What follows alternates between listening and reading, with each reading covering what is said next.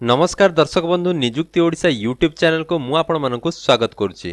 आज मु आपण मानक पई आगामी आसुथबा शिशु दिवस उपर एक सुंदर भाषण प्रस्तुत करछि। किंतु ई भाषण टी आरंभ करिया पूर्व आपण मान जदि प्रथम थर पई मो चैनल को आछन्ती तेबे ई चैनल टी को सब्सक्राइब कर दियंतु। एबे चलंतु आरंभ करिवा आजिर भाषण शिशु दिवस उपरे। वरेण्य सभापति महोदय, पूज्य गुरुजी गुरुमा वृंद, मंचासीन अतिथि, मोर सहपाठी तथा छोट बड़ भाई भौणी माने, आजिर यह दिवसटी शिशु मानक प्रति उत्सर्गीकृत।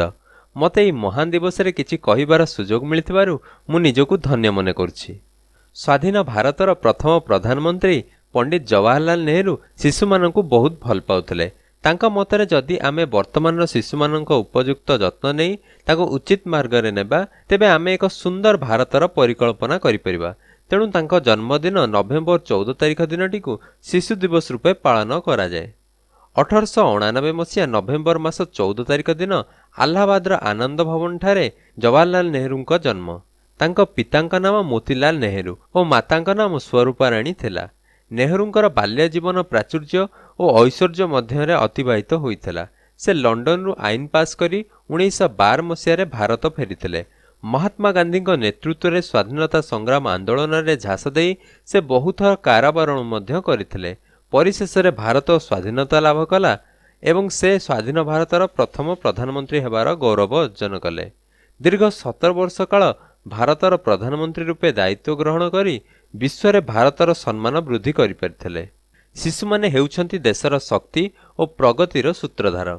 से भविष्यत रे देशर नागरिक और देशर कर्णधार रूपे प्रतीयमान हेइथांती। एणु देशर सामग्रिक विकास शिशु मानक उपरे ही निर्भर करिथाए। सेथिपाई शिशु माने सुस्थ और निरोग रहिबा आवश्यक। एथिपाई नेहरू सर्वदा शिशु मानक उन्नतिर परिकल्पना करुथिले। सेमानक सर्वांगीन उन्नति पई सतचेष्टित थिले।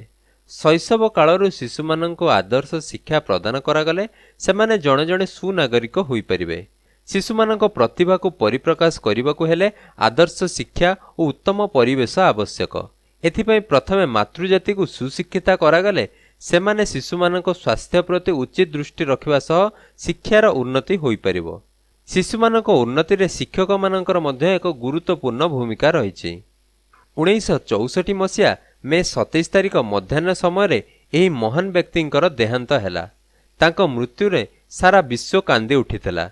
शिशु माने तांको श्रद्धा और सम्मान रे चाचा नेहरू बोली डाकुथिले।